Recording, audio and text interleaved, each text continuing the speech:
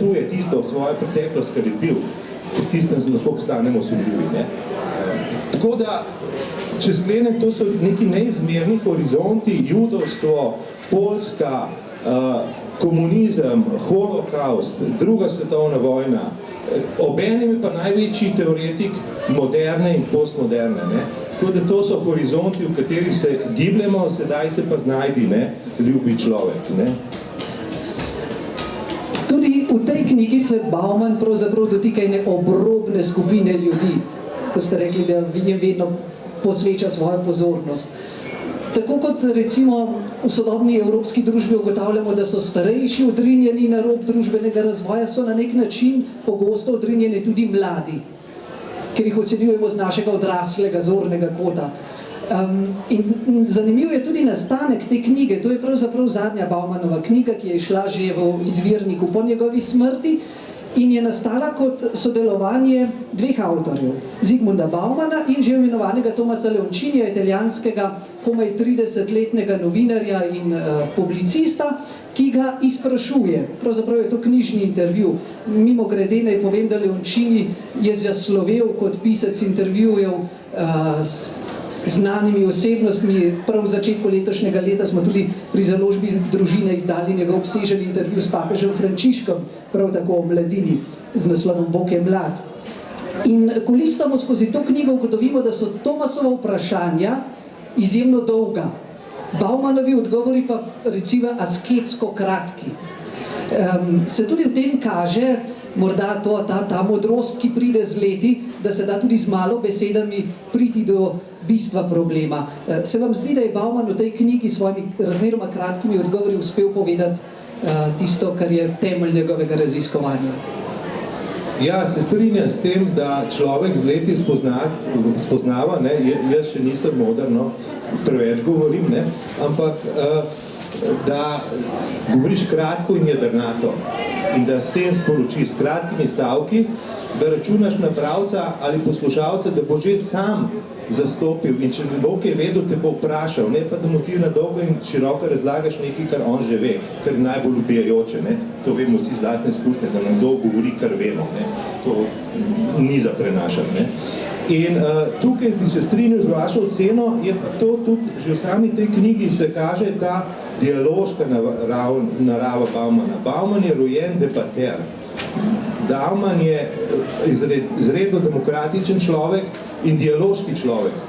Zato se tudi takih knjig loteva in sam Leoncini prav, kako ga je frapiralo, ko ga je Bauman sprašoval, kaj će pa zdaj narediti, kaj boš pa naredil. On mene sprašuje, ampak ne v tem smislu, da Bauman ne vedel, kaj narediti, ampak kaj ti misliš, ne? Ker 30 let je mlajši Leoncini, ne, 60 let, ne, skoraj tam nekje, ne, Bauman je bil tukaj 94, Leoncini pa 85 letnik, ne, se lahko začunal 35 let, skoraj 60 let mlajši od Baumana, ne, in tukaj se vidi ta dialoška narava in demokratična Baumana, ker to ni njegova prva knjiga, taka dialoška. Mi imamo v slovenščini že eno knjigo o pogovori Baumana, isto z nekim novinarjem italijanskim, o identiteti, ne. Tista knjižica, izdala je založba CF, je izredno pomembna tudi zato, ker identiteta je glavna tema Baumana, ker na njegovo življenjsko pot ne preseča. Če bi moral izbrati eno temo, ki je ključna za Baumana, je identiteta. In vse stvari se pri njemu vrtijo okoli identitete. Nasilje, recimo v tej knjigi imamo mi 3 glavne dele, ne. Podnaslov knjige je spremembe v 3. tisočletju, ne, ampak prvi del knjige govori spremembe na področju odnosa do telesa in teh stvari, se pravi tetovaža, hipsterstvo, plastična kirurgija, to je prvo poglavje, ne. Drugo poglavje je spremembe na področju nasilja, se pravi, kjer predvsem govori o mladih in nasilništvu. Tretje poglavje pa govori spremembe na področju spolnosti. No in potem je 4. sklepni del, ki ga večinoma Leoncini napiše, ker je takrat ni več dolgo odgovora po elektronski pošti od Baumana, ker je Bauman umrl, ne.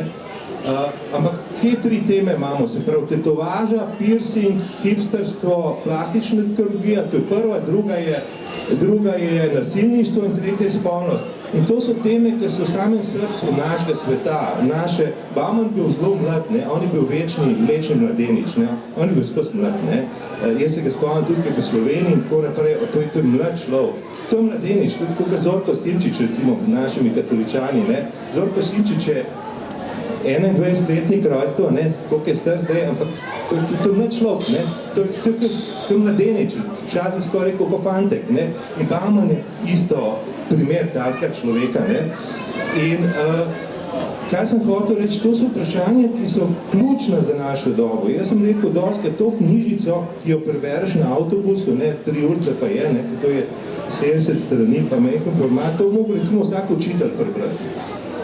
Ker mladi so na omrežjih, mladi so skozi na tablicah, mladi so na telefonih, mladi se vedno več se tetovirajo in tako naprej. Tako da to mislim, da mogo vsak prebrati, ne zaradi kakšnih odgovorov dokončnih, ker jih ni, ampak zaradi osvetlitve, zaradi pozornosti na teme, zaradi bogatenje nas samih, da smo bolj sposobni o tem razmisliti. Ker Bauman je bil tudi personalist, če hočete reči. Bauman je bil eden personalisti, tisti ljudje, ne, v filozofiji in tako naprej, ki podarjajo pomen človeka, pomen osebe, ne, in ki se borijo proti izrinjanju človeka. In mi imamo zdaj problem, ker Bauman je absolutno proti izrinjanju človeka iz poučevanja, recimo, zadnjič sem bral Facebook in Zuckerberg, ne, grozljivo, ne, Zuckerbergov program izobraževanja z računalniki in tablicami, kjer je učitelj popolnoma izločen. Vsak učenec dela na svojem računalniku, to ne bi bilo zdaj individualistično, personalizirano, učitelj je pa zveden na funkcijo odpravljanja tehničnih težav, recimo delovanja računalnika na daljavo in tako naprej. To je grozljivo, ne? To je grozljivo, ne? In pri temu je Bauman, recimo, mi nekateri že 20 let opozarjamo o centralnosti učitelja v edukacijskem procesu, izobraževalnem procesu, v mnenju in institutivnosti. To je samo ena faceta izrinjanja človeka in osebe in nepersonalističnega pristopa na, recimo, na področju izobraževanja, ki je ključno, ne, ki je temeljno, ker tukaj se vse začne. To je bolj pomemben, kot ekonomija po Ministrstvo za obrambo. Ministrstvo za izobraževanje je najpomembnejše, ker tam se stvari začnejo, ne, če mene vprašate. Ne. In torej Bauman je personalist in vsi te, ki sem jih jaz naštel, in Adorno, in Hannah Arendt, in da ne govorimo o Levinasu, vsi te mislici imajo izrazito personalistične elemente. Hannah Arendt je napisala disertacijo o ljubezni pri svetem Avguštinu, pri velikem personalistu Karlu Jaspersu, širšem pomenu besede, ne? Filozofu Karlu Jaspersu. In kaj je recimo njena glavna stvar? Kaj odlikuje človeka? Sposobnost ponovnega začetka, to je avguštinovska ideja, ne? Ponovnega začetka, da človek vedno lahko začne ponovno, tega stroj ne more, tega se ne da programirati. Isto pri Levinasu imate seveda obličje drugega, ne? Kaj te določa, kaj te moralno obvezuje, to je obličje drugega. Ne? Bauman recimo je zelo pomemben tudi, ker prevzame od Levinasa eno stvar, ne? Ker Levinas je bil seveda genijalen mislec in genijalni mislici vedno upozorijo na tisto, kar nihče drug ne vidi, ne? In mi smo imeli v politični filozofiji zahodni evropski dolgo tradicijo od Hobbesa, Machiavellija, Hobbesa in tako naprej, ki je poudarjala samo to, da moramo človeka zaščititi pred drugimi ljudmi. Da so ljudje človeku volk in tako, in da moramo paziti, da nas drugi ne bodo pojedli. Kaj pa naredi Levinas? In Bauman pa to aplicira na področje sociologije. Levinas pa pravi, ja, to je ena stvar, to na nek način tudi je treba upoštevati. Ampak prav, po drugi strani je pa izvor moralnosti to, da sem jaz soočen z obličjem drugega. Z absolutno odgovornostjo obličja drugega, ki je popolnoma individualna. In ta absolutna moralna odgovornost, ki mi jo nalaga drugi, je neznosna, ker je pretežka.